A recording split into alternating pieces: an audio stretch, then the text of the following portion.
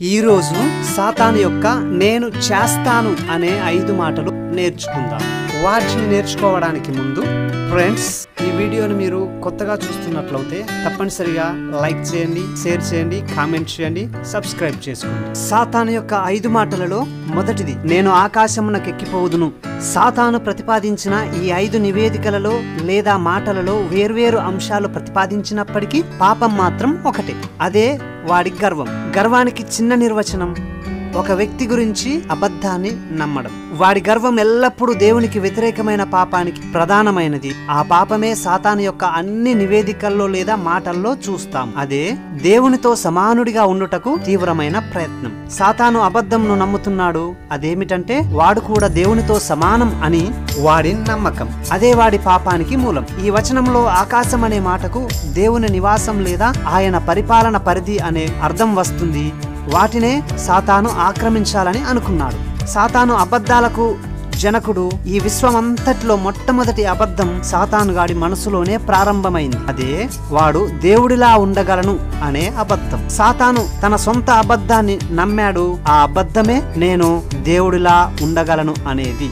ఆ అబద్ధాన్ని నమ్మి దేవునికి వ్యతిరేకంగా తిరుగుబాటు చేశాడు. పరలోకంలోని 3వ భాగం దేవదూతలందరూ వాడి అబద్ధాన్ని నమ్మారు.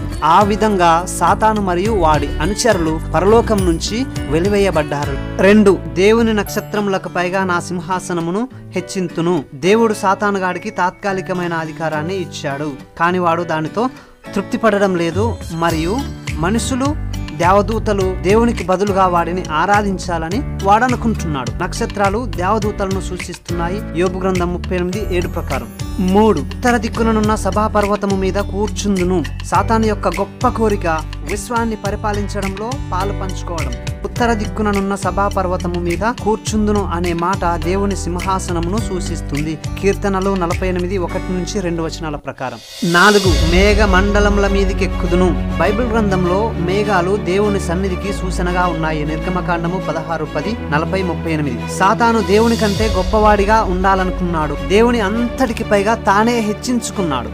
5, మహోన్నతునితో నన్ను సమానునిగా చేసుకొందును. ఇది చూడడానికి సాతాను యొక్క ప్రధాన లక్ష్యంగా కనబడుతుంది. వాడు దేవునితో సరి సమానుడిగా లేదా సహ సమానుడిగా ఉండాలనుకుంటున్నాడు. దేవుని స్థానాన్ని వాడు కావాలనుకుంటున్నాడు. వాస్తవానికి ఎల్లప్పుడూ సాతాను గాడి ప్రధాన కోరిక. వాడు ఎప్పటికీ మారడు మరియు వాడి లక్ష్యం కూడా ఖచ్చితంగా మార్చుకోడు. డియర్ ఫ్రెండ్స్, ప్రతి మనిషి సాతానుకు గాని దేవునికి గాని చెందినవాడై ఉంటాడు. సాతాను గాడు మహా మోసగాడు. నువ్వు వాడికి చెందినవాడవా, నిత్య జీవితమును అనుగ్రహించే దేవుడికి చెందినవాడవా, నీవే డిసైడ్ చేసుకో. God bless you all.